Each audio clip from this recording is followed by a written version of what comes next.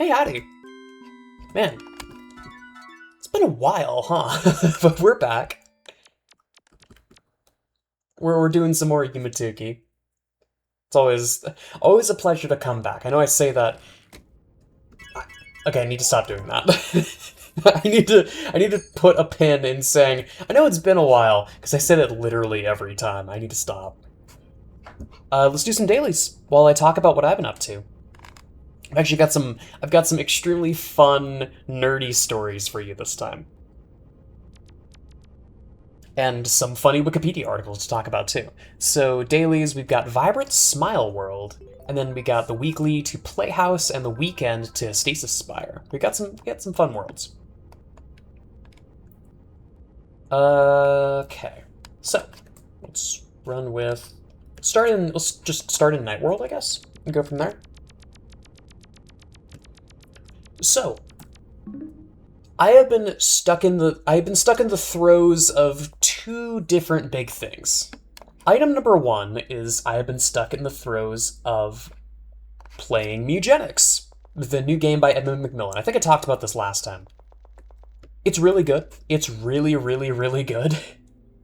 Fantastic music, the fantastic gameplay. It's got that like Magic the Gathering sauce. I've been heartily enjoying it. I've been bouncing back and forth between that, because I think I talked about that last time, and a different... Where's Grayscale Bookshelves? Okay, there you are. I've been passing back and forth between that and I have been bitten by the Isaac bug again. Not playing Isaac. To be quite frank, I haven't had the motivation to actually play Isaac in a long time. Because, you know, I have Dead God. Like, I've done everything. I don't have anything left to prove anymore. Oh, God, there's some really good... Sorrow and Comfort Monuments, my beloved. I remember you. Wetlands of Tranquility, I think, is... No Binding Site, okay.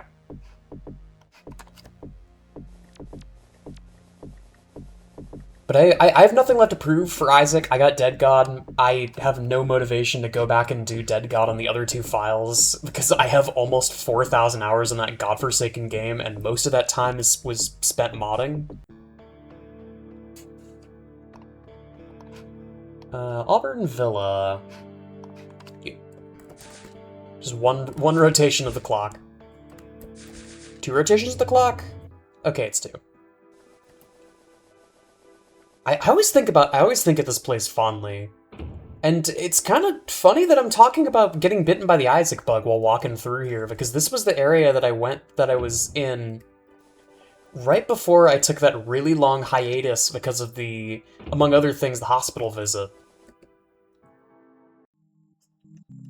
Oh, this connects to Mushroom World? I actually had no idea. Probably faster then.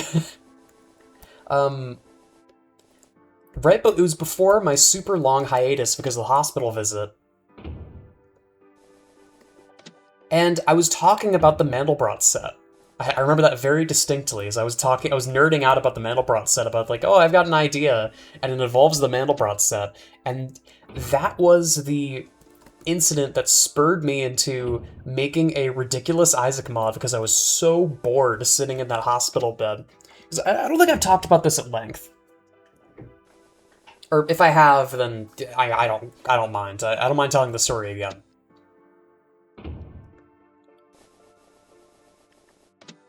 The only stressful thing about that entire visit was the having to deal with insurance afterwards. Because, I mean, look, you've heard the stories. I'm sure you've heard stories about American insurance and how it sucks, how the healthcare in America is awful, and it is for profit, and it's just kind of shitty all the way down.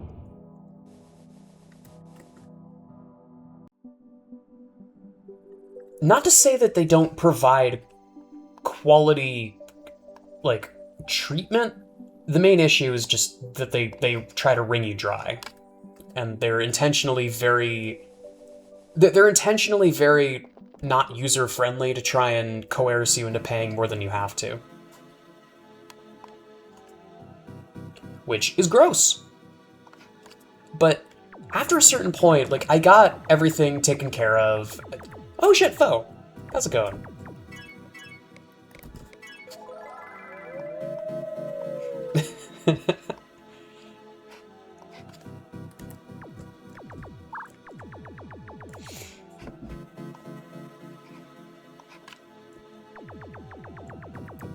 It thankfully never reached a point where I was actually, like, concerned, because everything that... I'm not going to go into too much detail, obviously. But everything that had happened had already happened, like, a couple of months before I started seeing symptoms. It's like, all that happened, and then I started seeing symptoms, and then I did something about it. So, like, the symptoms were never getting any worse. It was just, like, addressing it and making sure that it was everything that kind of broke had been fixed. Oh, I thought that was a new Nexus connection for a second. That rules. That is it's a recolor of one of the rock dogs from the, what is it, the Garden World dog party event, I think. That rules. But there was never a point where I was genuinely concerned, and after a certain point I was kind of just bored, and, you know, not the fault of the nurses on staff, obviously, but I was kind of just irritated because getting woken up at 3 a.m. to do blood work is one of the most miserable experiences you can have, because, like, you know, you're already there, you're reasonably cranky because, you know, you're there until the doctor says you're fixed. And that means that you have to sit there with an IV in your arm and get woken up in the dead of night to make sure that you are not dying.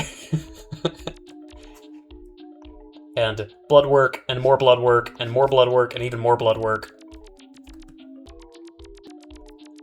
But when all was said and done, I was kind of just bored. Like, they reached a certain point where they were obviously coming in and doing what they were supposed to, but after a certain point, I just pulled out my laptop and, like, maneuvered it so that my IV was, like, hanging out on the other side of the bed, and just started coding, because I was bored as hell, and coding is a fun way to pass the time.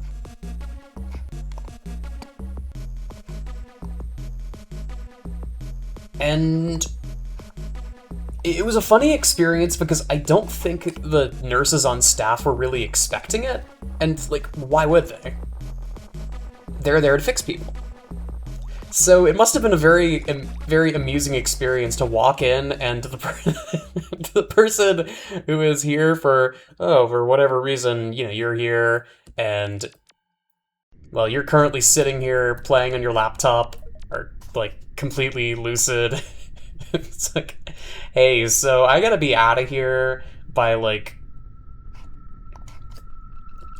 tomorrow or the day after, because I gotta go up to college, I have class. Like, I gotta be out of here relatively soon. And that aspect was also very funny. But while I was up there, I made the Mandelbrot set mod, and that spurred me on the path to making all sorts of ridiculous things. And I'm forever grateful for that, because it showed me a lot of cool things, and it motivated me to try things that I hadn't originally thought would be feasible. So that brings me to my next ridiculous project. I've had an idea for a while now, for April Fools. In the past 2 years, I feel like I've cooked so far. I've made some extremely fun April Fools ideas. So far, I've done, 2 years ago, I did BOGO bombs, turning the item BOGO bombs into a BOGO sword. And if you haven't heard of a BOGO sword, look it up. It is such a funny concept. But to give a brief recap, a BOGO sort is a sorting algorithm, where all it does is it takes a list of numbers, shuffles them, and then checks whether they're equal. That's it. That's all it does. And the reason why it's so funny is there's this joke that gets tossed around. This is very much a Reddit core joke. There's a joke that I hear tossed around all the time, and it is accurate, but it's a bit of an oversimplification, obviously. There's always a joke about what people call quantum bogosort, which is, what if bogosort just worked the first time every single time? Bogosort has the very funny property that if it were, like, assuming that the cards are correct and it just works correctly every single time, it would be the fastest search algorithm, bar none. It would be the fastest search algorithm, it would be the fastest sorting algorithm. It would also probably violate the halting problem or something, but that's neither here nor there. I could talk about the halting problem at a different time. The trouble is that is the lower end. The higher bound is that it literally never finishes, and the average case is something like... oh god, it's... like... x minus 1 factorial or something like that, because you have to think about how many combinations there are. There is one correct combination out of, like, let's just say that you have like 6 distinct items, and like assuming no duplicates, you have 6 places that you can put the first thing, and then 5 places that you can put the second thing, 4 places you can put the third thing, on and on and on, and then, like, for the 6th item, you only have 1 place that you can put it. So, that means the chance of actually putting it in the right order is extremely low. Like, extremely, extremely low. And it reaches the point at around 11 or 12 items where it is no longer mathematically feasible.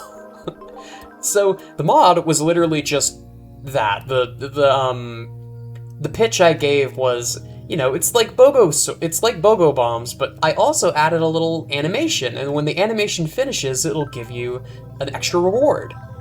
The animation is a BOGO sort, and the animation will never finish because it's a BOGO sort. I feel like I'm happy with that joke. I feel like that was extremely funny. And the mod the following year was a Dance of Ice and Fire, which I think went super well. I'm so happy with how that turned out. That was one of the few mods that, like, one of the few videos I made that, like, really got a lot of traction. And, like, it was the custom chart in particular that caught the attention of a lot of people, and I'm genuinely surprised that it did. But I feel like it worked out really, really well. I'm so happy that it, like, people saw it and people thought it was really cool. I even snuck Bad Apple in there. Now, and I know this is the kind of thing where you could say this about literally any project you ever do when it comes to programming. I have so many, like, grievances with it and ways that I would want to improve it. In particular, the Bad Apple, I want to make the Bad Apple, like, slightly more compressed, because right now there's just, like, a huge block of Lua code that's just the individual pixel values as 1s and 0s for every single frame of Bad Apple, and that's so much space. Like, I could have done a way better job of making that not suck, and, like, I could have done such a better job of compressing it. And I was thinking to myself of, like, compression algorithms and what would be the best way to do this. I'm not gonna worry about that right now. Maybe in the future. Am I going the right way? It was Urban Heights, right? Yeah, Urban Heights, Cookie Isle, yeah, this is the right way. And this is a straight shot, right? Is this one of these areas? Yeah. I don't even need to bother with the bottom areas, just go directly to the right.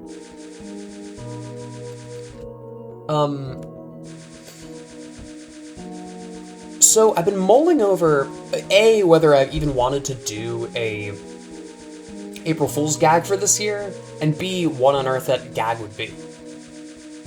I have so many ideas rattling around in my brain, and the idea that I came to is one that I think is going to be a lot of fun.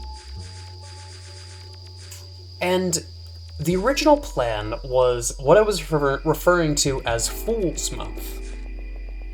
Now, Fool's Month is the idea of, I have a lot of crazy ideas of like various structure and various like implementation. The broad idea is that it's just a bunch of things that are not Isaac in basically any way.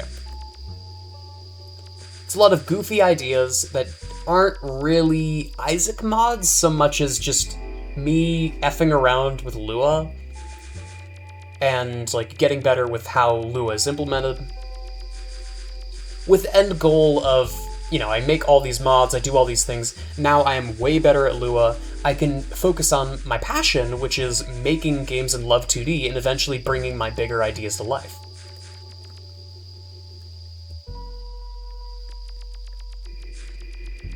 So my original idea was to do 30 mods back to back to back, and then release them all in sequence one day after another.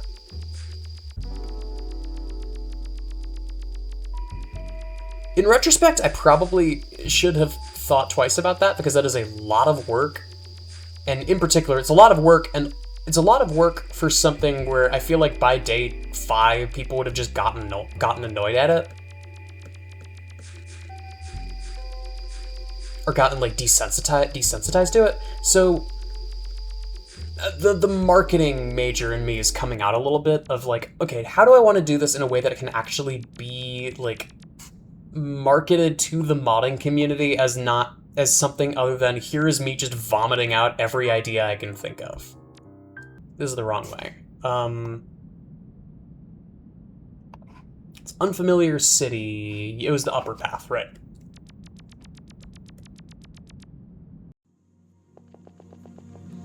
Because if I just do it as a bunch of scattered projects, it's gonna be less... Starts the race. Oh, that's funny. Playhouse. This is giving me flashbacks to Neon... Is it Neon City? Graffiti City is what I'm thinking of. It's giving me flashbacks to Graffiti City, or just like navigating an actual town.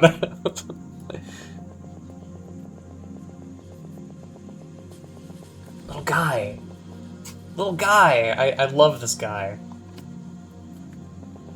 So, I was thinking to myself of how the hell am I going to like market this, or at least like organize it in a way where it won't just be annoying.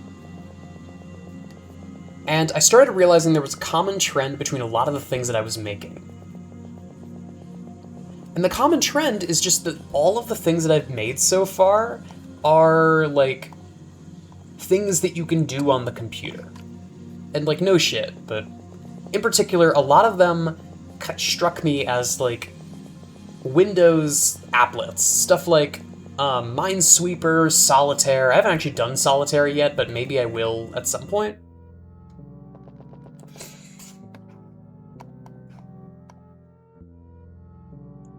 Ball pit sub-area? Ball pit sub-area? Well, you know I gotta check out the ball pit.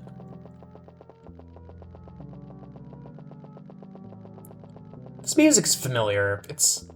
God, this is one of those tracks that has absolutely been used in other areas before. I don't trust you. You have Chaser AI. You're very slow, but you have Chaser AI, and that scares me. If she's actually a chaser, it's not marked.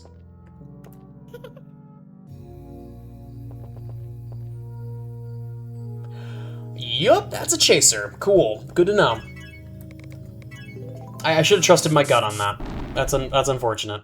All right, let's do Stasis Spire, and then I can come back to Playhouse later. This shouldn't take too long.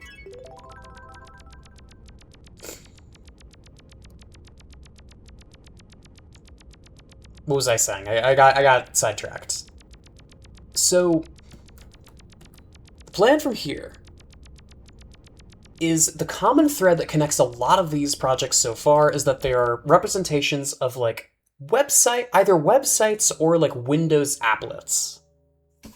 And I was thinking to myself, like, you know what? I feel like that's my answer. I can just frame all of this as a Windows shell. I can take everything that I've been doing so far and just frame it as I'm making Windows in Isaac. I'm just like making a whole bunch of like searchable little sub games that you can find, and you can just like cycle between all of them. Okay, Azalea Passage. I have to go left until I find things and then down until I find things. Oh yeah, here it is.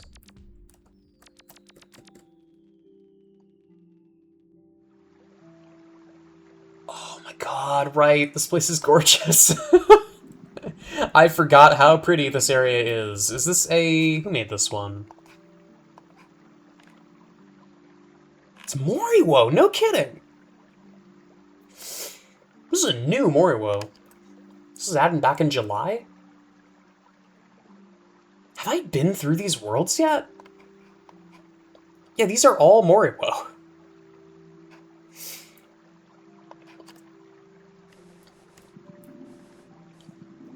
I remember hearing that Moriwo added worlds pretty recently. I didn't realize these were they.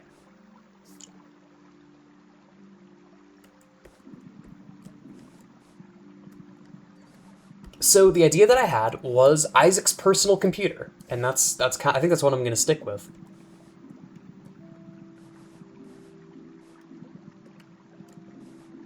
I'm not entirely sure how the structure is going to work. I think what I'm going to do is there's going to be a page of like Windows applets that you can kind of like mouse over and activate and deactivate. And I'll have to make some minor aesthetic changes to some of the games so that they fit. But oh, this is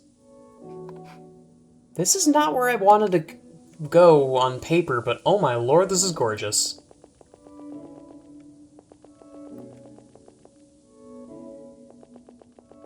This is really gorgeous, my god. Let me set a bat point down, unless this is one of those maps that disables bat. I kind of doubt it.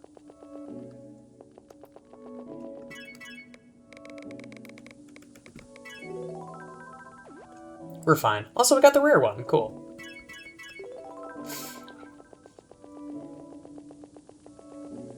So I think what I'm going to do is I'm going to have like a start menu with a bunch of applets, and then also an option for a like... I'm going to charitably call it Google Adjacent Service. I'm not going to be able to index all of Google.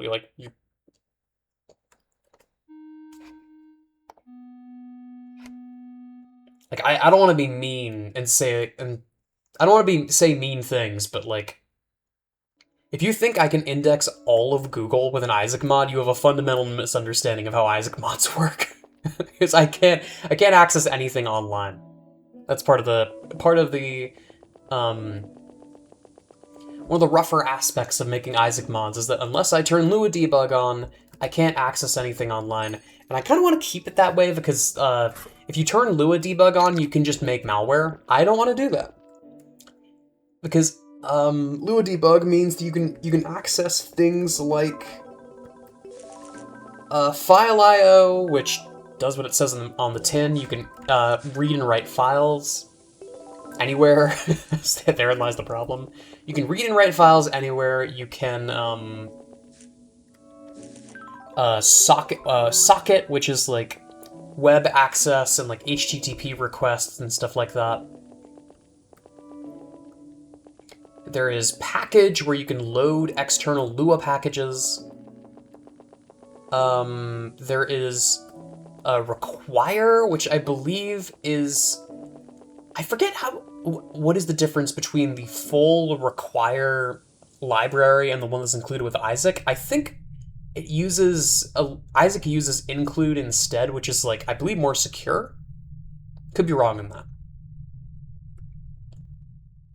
And then debug, which debug just does debug stuff, and it also lets you see things that mod makers are probably not supposed to have access to. And then OS, which OS, similar issue. OS can be used for a lot of, like, creating and destroying files, or, like, getting the system time or system information, and, like, stuff that would inevitably constitute malware.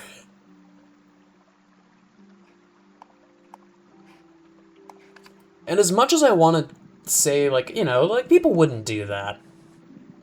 Probably not, people wouldn't do that. But all it takes is one bad apple and suddenly you have actual malware on the Steam Workshop. I don't think Steam would take very kindly to that. Like, they've already had scattered issues here and there of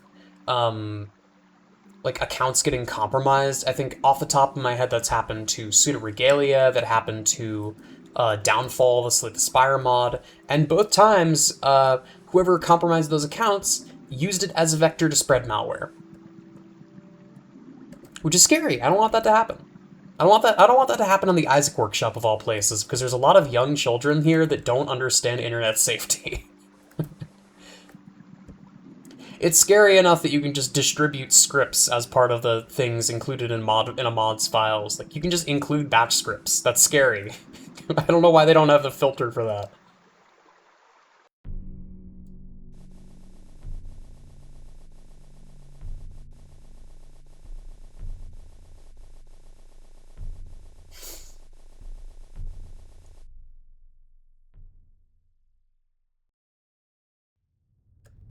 Nothing that runs automatically, I suppose. Like, if you're going into the game's files and manually running a batch script, sounds like a bad idea, even if you kinda know what you're doing.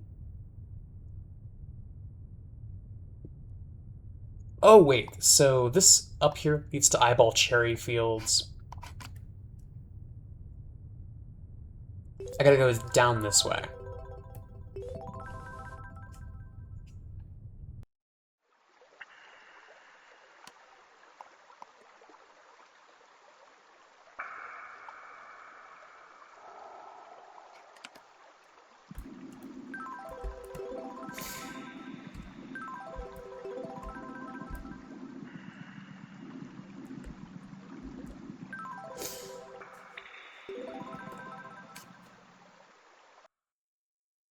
But yeah, I have big plans, and I'm rubbing my hands together like a supervillain right now.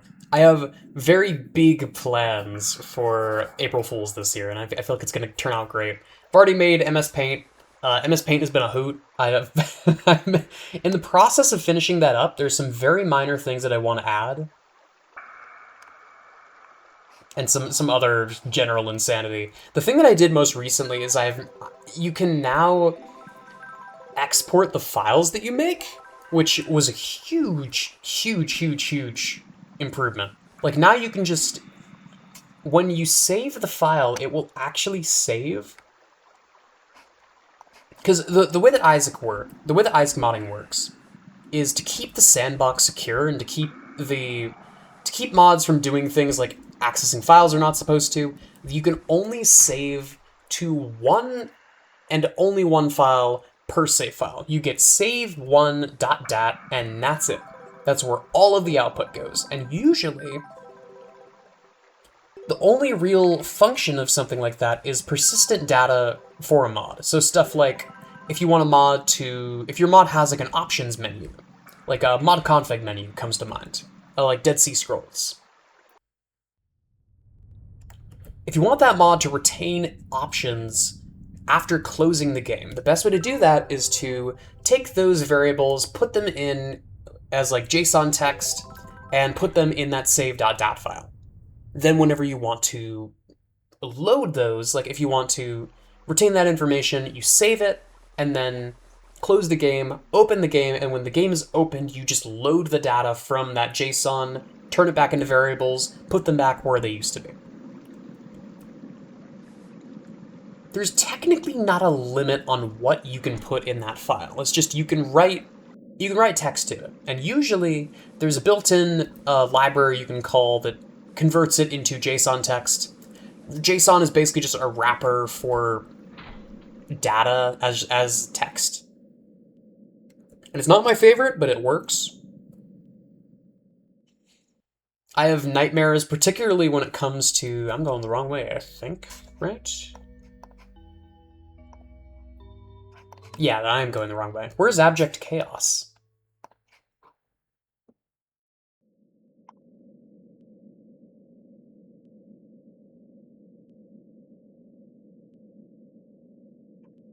Did I just walk right past it? I think I did, yeah. I completely missed the Navy sewers. That's fun.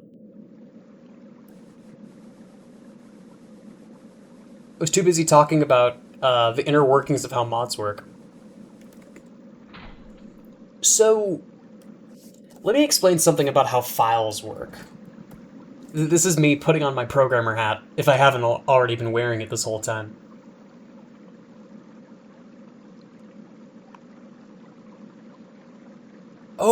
Oh, wait, hang on. I need to show this off. I don't know if I've shown this before. There's a secret area here. It's this, like, veranda area. You put on glasses, there's a door here. And there's a really neat outside area. Yeah, this is very Humanicky. I might have shown this a while ago, because I recognize that smokestack. There was I think it was called, like, A Factory Opens in the South, was the name of the video, because it was a World of Goo reference, because I just replayed World of Goo. I do really like this sub-area, though. It looks great. I love Morrowoe. I love their worlds. They're awesome. Anyway, let me explain a little something about file formats. So the way that files work internally is, you know how when you rename a file, you can, like, click something in your computer in, like, the File Explorer that allows you to change the file extension. What that is essentially doing, because you'll get, like, a pop-up that says, like, oh no, do you want to change the file extension? It might be unusable if you do.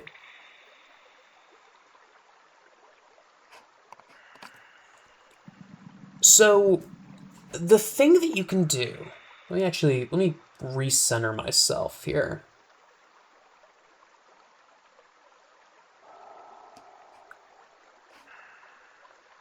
Here, I need to go back to the red. Okay, yeah, I see. I see where I went wrong. I was almost on the path to Navy sewers and I walked right past the entrance.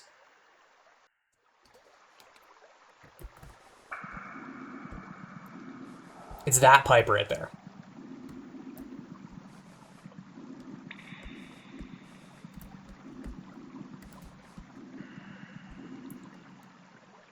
So, what Windows is doing internally is it's defining it's literally just putting text at the start of a file that says PNG, or it says, like, some header character and then PNG. And then everything that happens from that point onwards, oh good lord.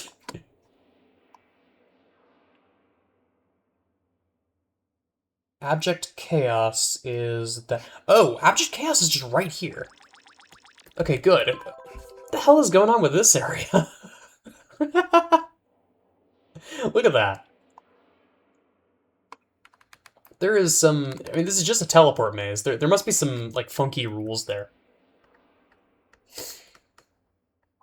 So, everything that goes on past the header is highly dependent on what the file extension is. Whoa. Whoa!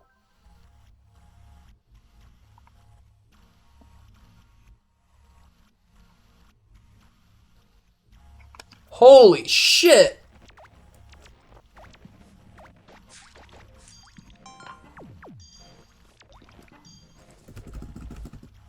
I'm so glad I was able to catch that. My god. Abject Chaos, huh? I guess it lives up to its name. Ooh, shit. These worlds are so gorgeous. Oh my god. Moro's still got it. There's so many beautiful worlds here so far. This does kind of have that Aurora Lake problem, though. It's chugging a little bit. Oh my god, and the way that, like, the black pixels come in here, but it's still showing on the top of those, that's so cool. This is so cool. I love parallax, like, tricks, like, I love little, like, parallax trickiness like that.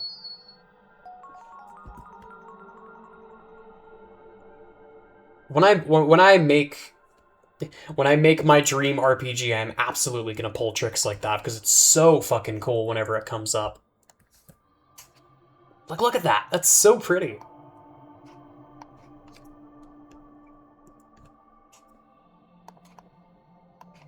You get such a nice effect from that. So, the thing about header files that makes them a lot more interesting is that there's technically nothing stopping you from manually writing to a file. The only thing that's, because every file, when you really get down to brass tacks, is a string. Every file on your computer is just a ton of string, a ton of text that is, like, separated by ow. A ton of text. Oh my lord, this is gorgeous. Is there something here? Is this a doorway? It is a doorway.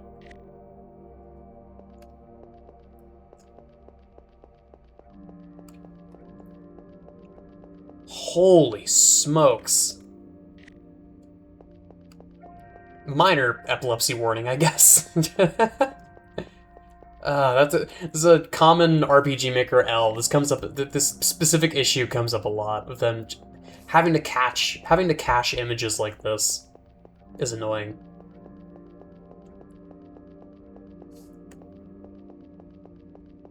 So there's technically nothing stopping you from writing directly to a file, besides the fact that it is a terrible idea if you have libraries to do it manually.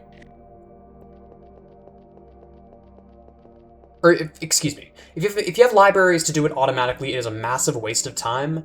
There's nothing that, like, nothing is improved by you doing it manually, besides just, you can do it manually. Like, oh boy. We're not writing stuff in C. Like, you don't have to put yourself through this if you really don't want to.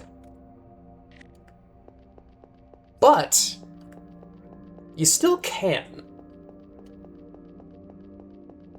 And the thing that I learned is that you can do this in any language. Meaning you can do it in Lua, meaning you can do it as an Isaac mod. This is where the fun part is. Because think about it. If you can write anything to a PNG and have it actually, like, write correctly, that means that you can have an Isaac mod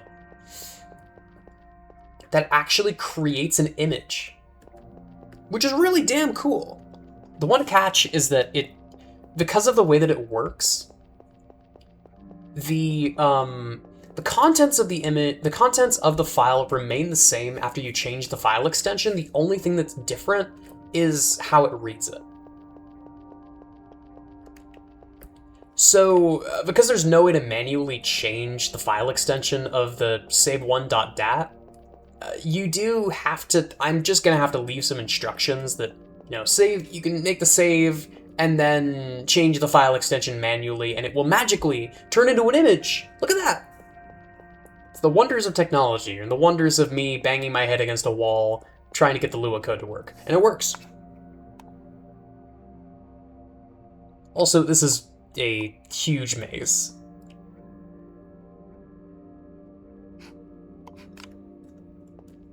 I assume this is E? I think this is point E.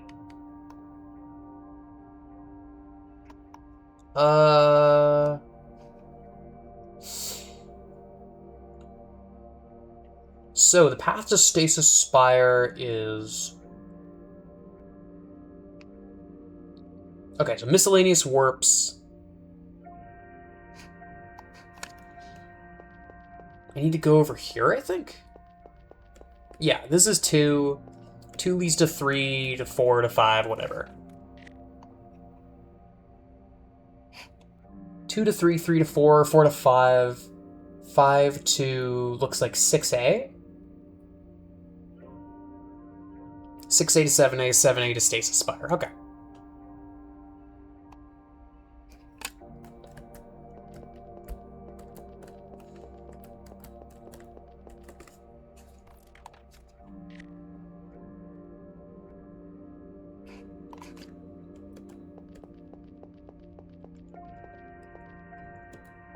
But yeah, it's genuinely, it's a very neat thing to add to my tool belt, is now I can have Isaac output images. But getting back to MS Paint, I am probably gonna do a full, like, I kind of want to do a full video write-up on my machinations, because this is one of the coolest projects I've ever done on a technical level. Because a lot of my previous projects, like the RPG comes to mind, or Bejeweled, were really, really cool, but they weren't super interesting on a technical level. I know it's like, well, I'm kind of preaching to the choir there, like, oh no, my Isaac mod where I literally made an RPG is not technically interesting. Whatever shall I do? Still made a damn RPG. But this, the MS Paint, there's so much cool stuff that I did for this. I'm so happy with how it turned out, y'all. I can't wait for people to see it. I can't wait for people to experience it. Because it's so cool. I'm so happy with how it panned out.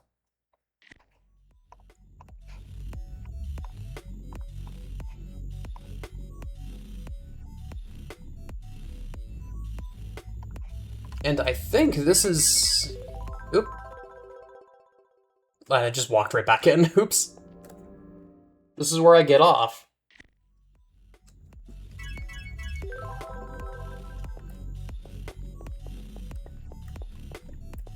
Whoa.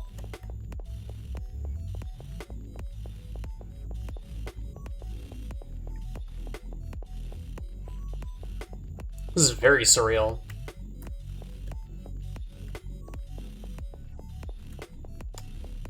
Doesn't really seem like there's anything here, though, which is a little disappointing.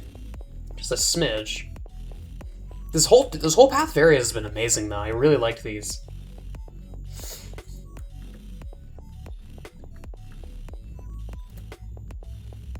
Always a pleasure. Like, I may get caught up by work or school or whatever the hell ends up coming up in the future. It is always such a pleasure to come back to Tuki. I hope you all enjoyed my yapping, but more than that, I'm just happy. I'm happy there are still people that actually watch these. It has been a little bit demoralizing to, and you know, like, you are obviously under no obligation to watch these videos. If they stop being interesting, they stop being interesting. It was a little demoralizing to see, like, oh, this video got 30 views. Yeah, well, the channel might be back in the dark days of videos getting 30 views and occasionally getting 40 views and a comment. If it happens, it happens. I'm just gonna keep doing my thing until YouTube decides that I'm worthy of getting views again. But I was about to say I've got some fun ideas. I've always got some fun ideas. It's just that it's the absolute state of my fucked up little brain. Is I always have something cooking up here. But, you know, always happy that there are people that still stick around and watch these. Because I have fun with this. And even like in the near future, I finally have time to myself, which means I'm gonna be doing Fritz and Chester. I'm gonna be doing more Final Fantasy, God willing. I put it off for way too long. But yeah, that's all I got for now, I think. I'm gonna go drink some water and then maybe do one of those things tonight. Might do them tomorrow. But that's all I got for now. Thanks so much for watching, y'all.